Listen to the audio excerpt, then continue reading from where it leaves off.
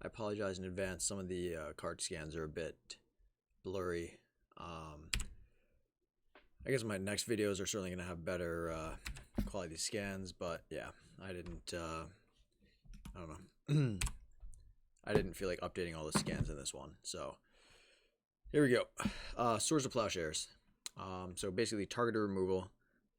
Exiles a creature, which is good because there's a lot of stuff that can get recurred from a graveyard, and you need to be able to permanently remove it from the game. So this helps protect against that. Vindicate is just a great removal spell. It hits permanents. A lot of times you're probably going to use this on like an enemy Gaia's Cradle, or like Cabal Coffers or something. Other end, exiles, similar to Swords of Plowshares, gets rid of troublesome permanents, of course. Pretty solid removal spell. And then we have Beast Within, which again can hit a land, which is nice. And then the fact that it makes a 3/3 token is pretty much irrelevant.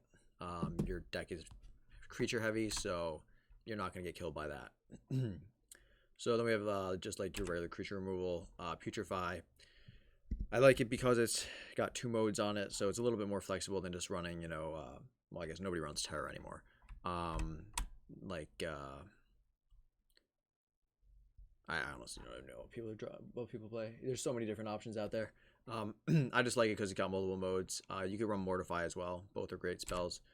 Attrition is nice because it stays in the deck it stays on the field. With it, gives you an ongoing effect to both sacrifice creatures and protect them from being exiled, as well as kill non-black creatures. So I think that's probably worth having in the deck since you're going to have a ton of little tokens to fling at things. Sundering Growth is, I'm kind of on the fence about it. I would almost swap Sundering Growth out with Mortify, since that'll hit creatures and enchantments. Populate is useless in this deck basically because all the tokens are pretty much Saprolings. So yeah, you really don't get much value out of Sundering Growth in terms of its secondary effect. Nature's Claim is in here just as a extremely efficient removal for artifacts and enchantments. 1 mana, 4 life, doesn't matter in EDH really. And then Golgari Charm, which I'd say is kind of a flex spot. I like it just because there's a lot of like Krenko decks that I have to go up against, and this does a nice job of handling Krenko decks, as well as the fact that it regenerates all your creatures. There's a lot of board wipes out there that don't stipulate that you can't regenerate anymore, so you have a pretty good shot at actually surviving through a board wipe. And in this deck, like, you don't run out of gas that fast because you have like your commander makes tokens, but it's really nice to not have to just completely reset, especially since a lot of the cards that synergize with the deck are creatures. A lot of the token doubling or counter doubling effects, stuff like that. All right, so we have Slimefoot. Basically we're just using him as a kind of blood artist type effect. The fact that he makes Saprolings is nice, but I mean, formatted to make a Saproling is pretty terrible. You can definitely do it in a pinch, and once you reach like a critical mass point, it is a little bit easier to start tapping a bunch of creatures to make a couple Saprolings each turn. So it's not like he's bad, and I mean, look, in a stale board state, he's going to be providing you constant advantage over your opponents. So he's not terrible. Necrogenesis, I'm a big fan of. It exiles creatures from a graveyard, which allows you to get rid of, again, a lot of combo threats. So it's really, you have to have some sort of graveyard exiling in every EDH deck. So, this one was 2 birds with 1 stone. 2 mana to make a Saproling is not that bad. Not at all. So Symbiotic Worm. I like it. I like this card a lot. The problem with it is simply that it's outdated, right? 10 years ago, this card was pretty good in EDH. But, for 8 mana, Craterhoof Behemoth would be better. I just hate that card, so I won't play it. But like Craterhoof Behemoth would be better in that high mana slot. literally just anything else that makes tokens, more efficiently would be better than this. You could run like some more card draw in this slot, so it's really flexible. I just personally like this card. That's all it comes down to, and it doesn't even make saplings, right? So like, yeah. Michaeloth, it's an awesome sapling producer or sapling engine. The biggest downside of it, of course, is the fact that it needs to actually make it around the table before you're gonna be able to benefit from it. So a lot of times you're gonna play it and then your stuff gets eaten, or it eats your things and then it gets killed. So I would say never to eat your entire board. Otherwise, you basically are just like begging to lose the game. Tendertree Dryad card, nuts. I'm a huge fan of this card. It's just a better Verdant Force. Plus, it pumps all your Saprolings if you basically play Magic. So, pretty cool card. Skullclamp, the best card draw on the deck, without question. Vampiric Rites, I like this again because having those sack outlets, it's just nice to have. You can use it to sack your Symbiotic Worm if you're like that far into the game and still not winning. The gaining life isn't super relevant, but I mean in a really tight match it could be. But yeah, I mean 2 mana to basically draw a card isn't that bad. It's 1 mana and it stays on the board for most of the game, right? So that's kind of how I look at it. Psychotrope Thallid is a better sack outlet for tokens specifically, or Saprolings specifically, for drawing stuff. Technically it can make Saprolings, but you're never going to really make them with it because the problem is if the game gets to the point where you're actually generating a lot of tokens off of that thing, then somebody should have killed somebody. Yeah. Fecundity, awesome card in this deck. It is a little dangerous because your opponents can benefit from it as well. I just think that if you play it correctly at the right time, then you're going to be able to make sure you benefit from it far more than your opponents can. So just don't be stupid. Phyrexian Arena, of course. Regal Force is a win war card, but I do think it is enough. Like, it provides enough value that it's worth playing in the deck. But you could just, like, I don't know, if you wanted to cut the curve of the deck a little bit, you could just do, like, Harmonize or...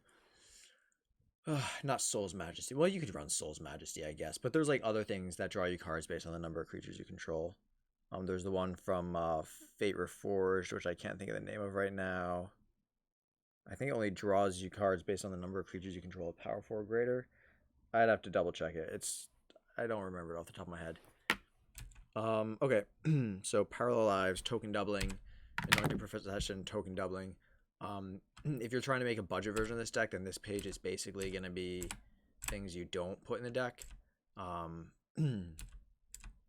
So let me just run through each one. Okay, so Anointed Procession and Parallel Lives both can come out for just more removal or card draw or +1/+1 counter effects, right?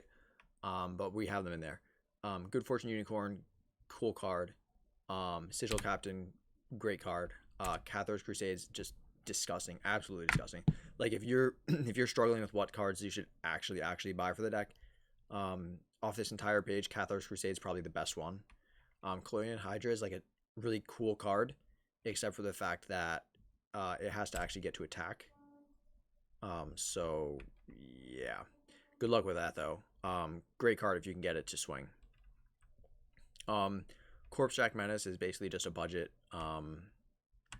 What's it called? It's okay. It's literally the next card. It's budget Primal Vigor. So that's pretty cool. Obviously, it doesn't double your tokens as well. I mean, guys, come on, don't be greedy. You can run hardened scales in the deck. That's a pretty solid option if you wanted to cut like a Primal Vigor or something. Winding Constrictor is also a really good option. So again, like, there are definitely some budget options. In fact, like, if you want to cut Anointed Procession and Paralyze, put in Hardened Scales and Winding Constrictor. Doubling Season, we know what this does. Bloodsport Rhinax, one of the most underrated cards in like this type of deck in EDH. It's an auto include in literally every deck that has a +1/+1 counter anywhere in the deck. If you run a creature in the deck and you have +1/+1 counters somewhere in the deck, you should be running Bloodsworth Rhinax. So yeah, actually, you know, if you just have creatures, you should run Bloodsport Rhinax. You don't even have to have +1/+1 counters. That's how good that card is. Spike Feeder, it's cool. I'm trying to think. You know, it's funny because when I made this video before, there was like an issue with the video, and I couldn't remember this stupid card. I think it's Disciple of Gristlebrand.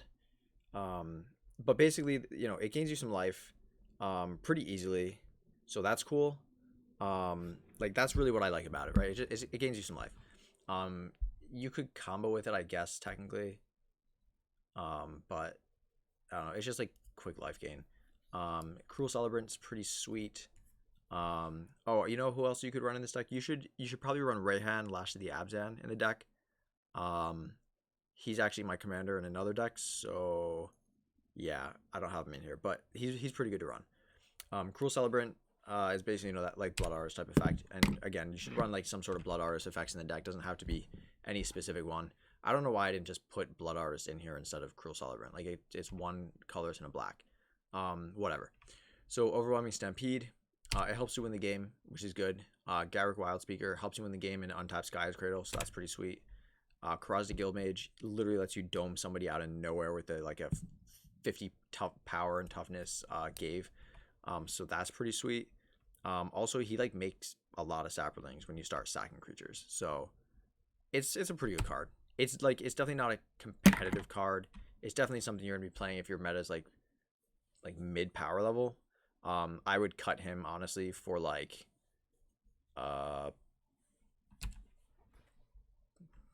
better things. Hold on, stop. Oh yeah.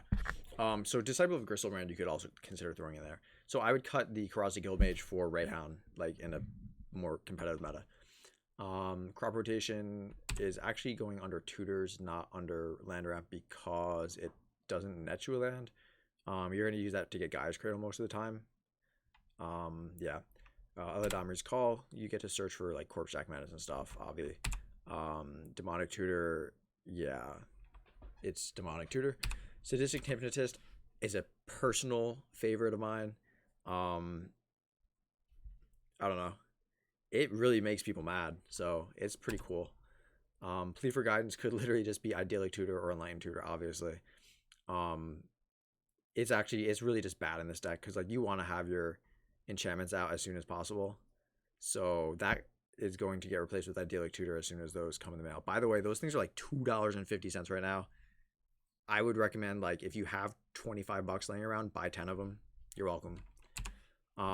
Reap, awesome card. In a multiplayer match, it's almost always going to be better than Regrowth. It's also instant speed, so like when they go to Exile or Graveyard, you can just be like, lol, no bro.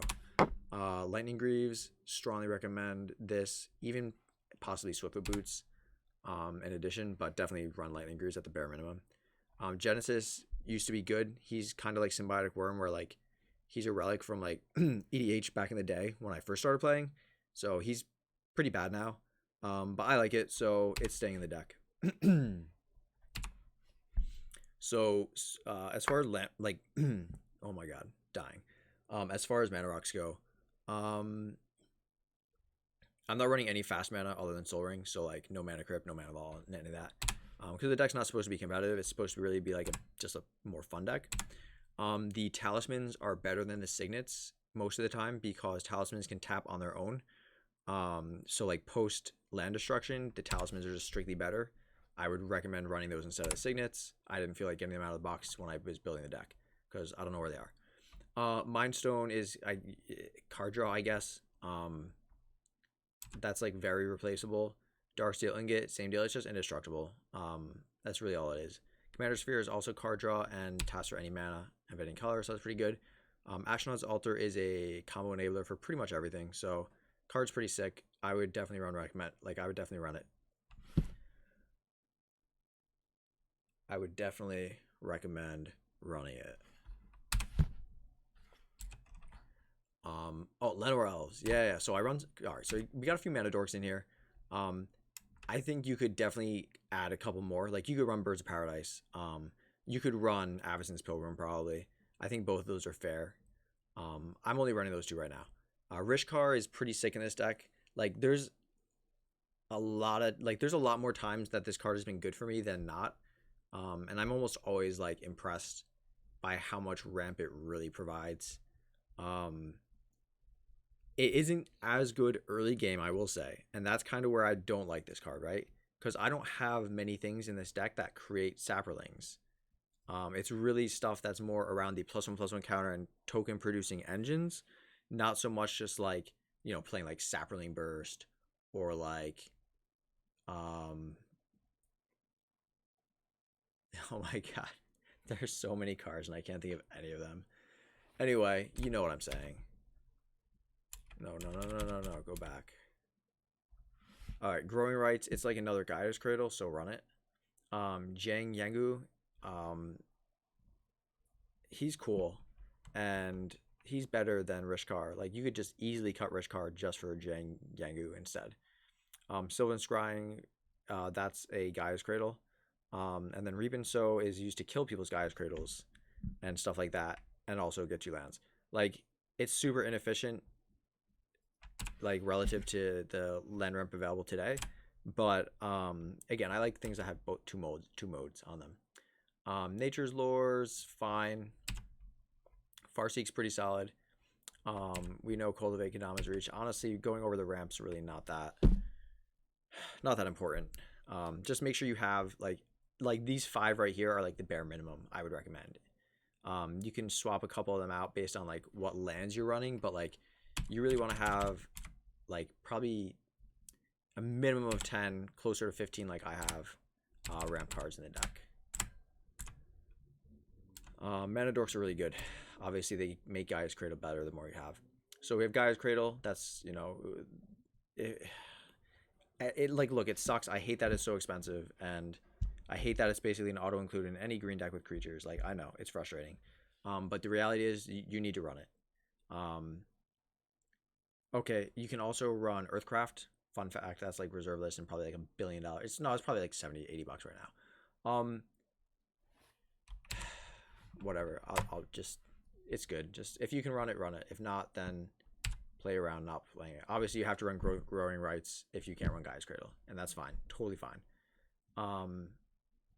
Like, so if you really want to make this deck budget again, like I was talking about before, take out Parallelize, Anointed Procession. If you don't have Doubling Season, take that out. If you don't have Primal Vigor, take that out, and then just do like the Hardened Scales, Winding Constrictor, and like go the +1/+1 counter route.